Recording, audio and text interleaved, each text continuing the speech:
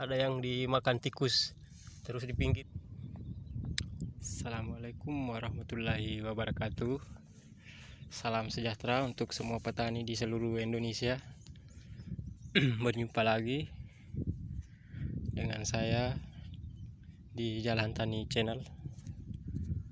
Kali ini saya ingin memperlihatkan sistem atau cara tanam kami di Kabupaten Sidrap ya.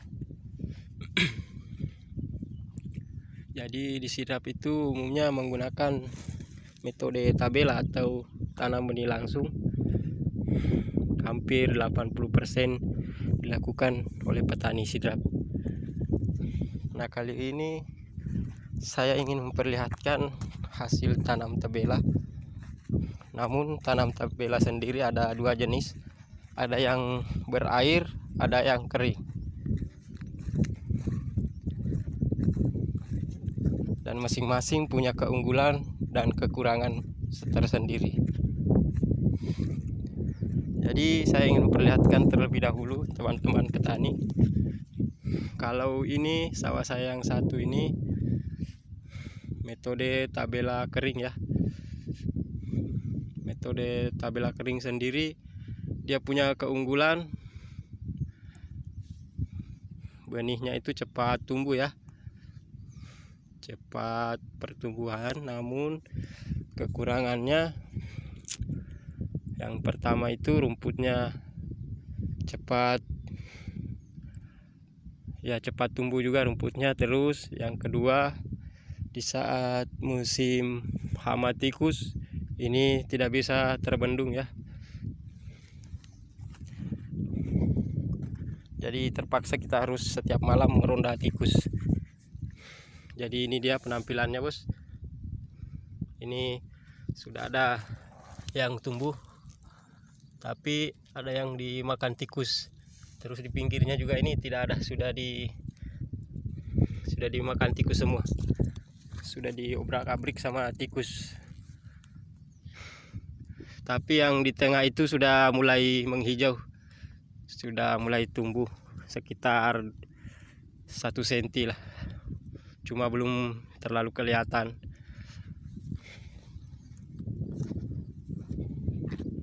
Tapi ini sendiri punya kekurangan bos ya. Kalau musim tikus terpaksa kita harus ronda tikus setiap malam untuk menjaga tabela kita biar tetap aman.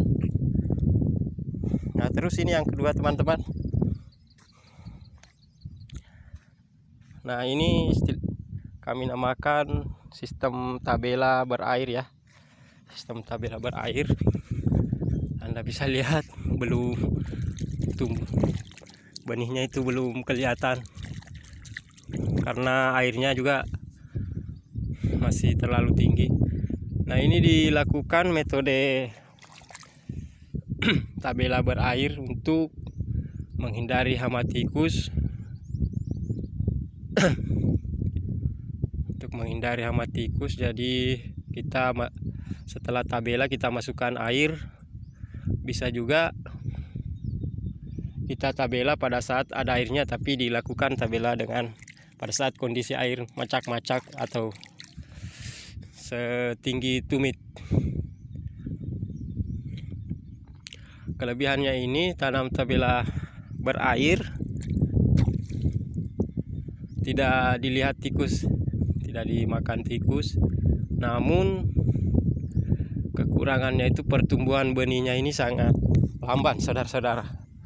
Sangat lambat sekali. Nah, ini dia contoh benihnya masih seperti ini.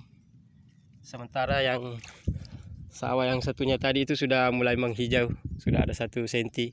Nah, ini seperti baru keluar biji ya. Nah, ini semua benihnya. Itu perbandingannya kalau tabela kering. Kalau tabela kering itu dia 1 minggu sudah kelihatan rindang dia punya benih, tumbuhan benihnya, pertumbuhan benihnya. Tapi kalau untuk tabela berair itu dia punya waktu sekitar 12 hari baru kelihatan pertumbuhannya.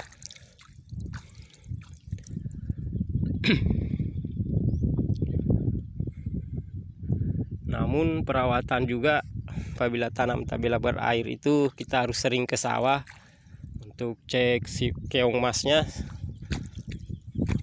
atau kita pakai pestisida ya. Nah ini juga tabela berair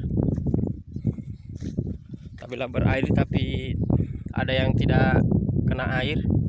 Nah ini dia pertumbuhan seperti ini apabila tidak tabela dengan air ya, tabela metode kering. Nah sementara tabela berair seperti ini teman-teman, perbedaannya seperti ini. Perbedaannya Anda bisa lihat, tapi keduanya masing-masing punya kelebihan dan kekurangan, tergantung kondisi di tempat sawah Anda. Kalau musim tikus kita pakai tabela air, tapi kalau tidak tikusnya tidak terlalu tidak terlalu ganas, bisa kita lakukan tabela metode kering. Nah ini dia tabela berair bos, seperti ini.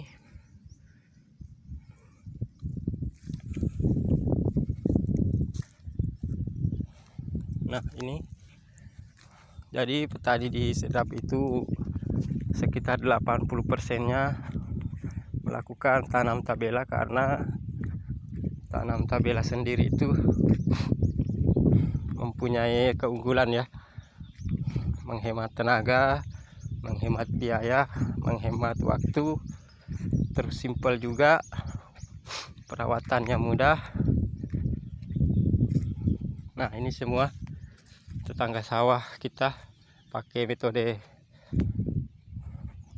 tabela berair ya.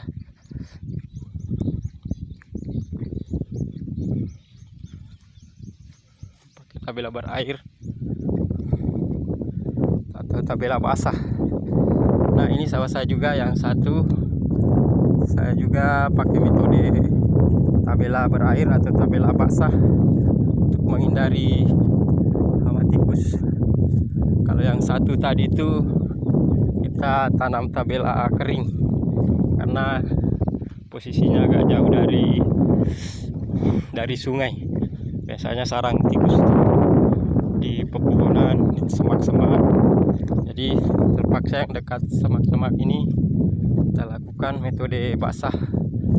Kalau yang agak jauh itu kita metode tabela kering.